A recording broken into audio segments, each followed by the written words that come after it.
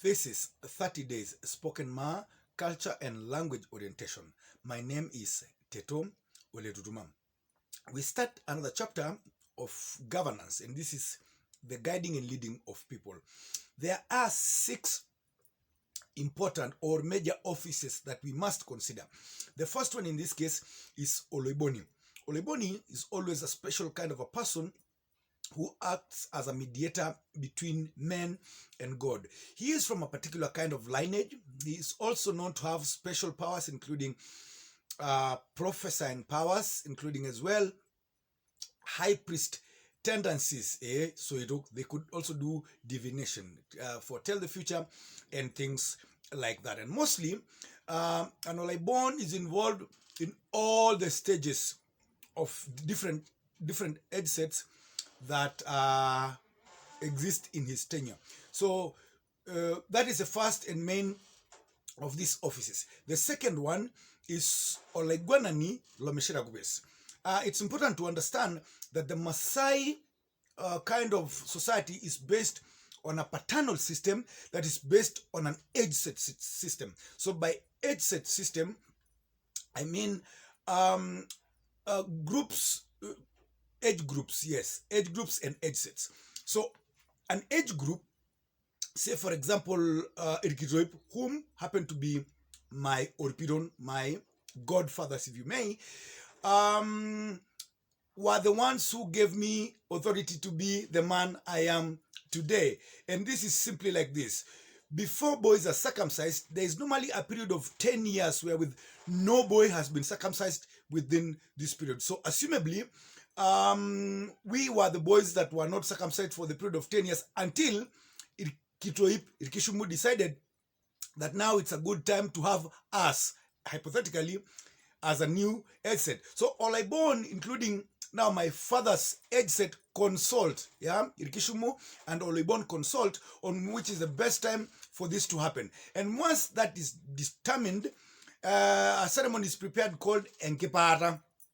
And Enkepara ceremony, that's when the initiation of the circumcision ceremonies begin. And for the first Enkepara Manyata, a boy is picked from also a particular family with particular traits and whose parents are biological, and him as well, biological to his parents. The parents are biological to their parents, and him is biological to his parents.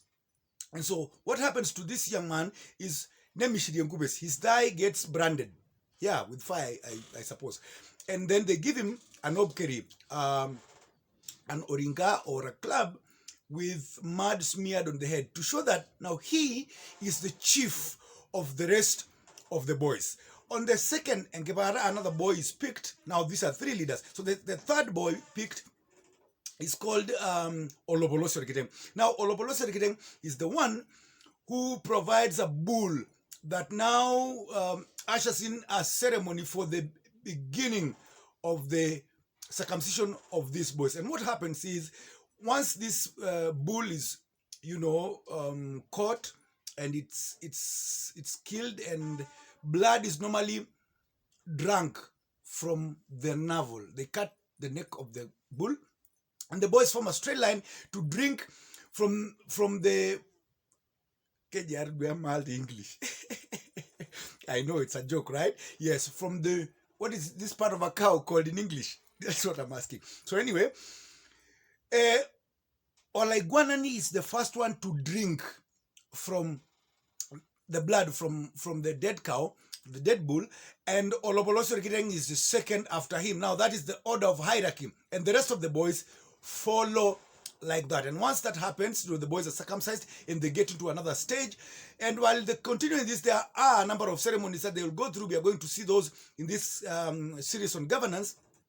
And then there is a particular ceremony again that makes them men. When they are ready to be married, something happens. Another manyara is called Eunoro. And here, another boy is picked, Oloruno. Now, Oloruno becomes again another senior office for the Maasai, because he forms He's the first to get married, and he gets married to a particular girl he chooses. And if this girl was chosen by somebody else, sorry, Oloruno gets to keep her. And this is basically to usher in the process for the rest of them to get married.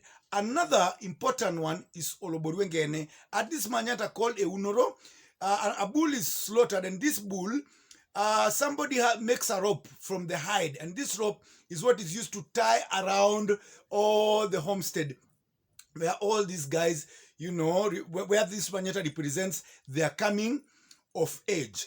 Another very important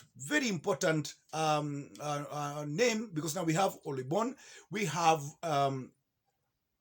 Olegwana Numishira Gubes, we have Lobolosio Regiteng, we have Olotuno, we have Oloborwengene, and then we have Oloshodwangana. Now, Nkarna, sorry. Now, this is the guy, this is also very important, and it's him whom all the edge set is named after. Remember, Arongesher, when both the right hand side of the edge set and the left hand of the edge group are brought together now to form one edge set, there's a guy who gives the name, and his name is Oloshodwiankarna.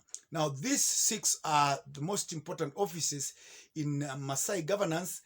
Hopefully, we'll get to look at this in particular details for special case where we'll need to look at each of them.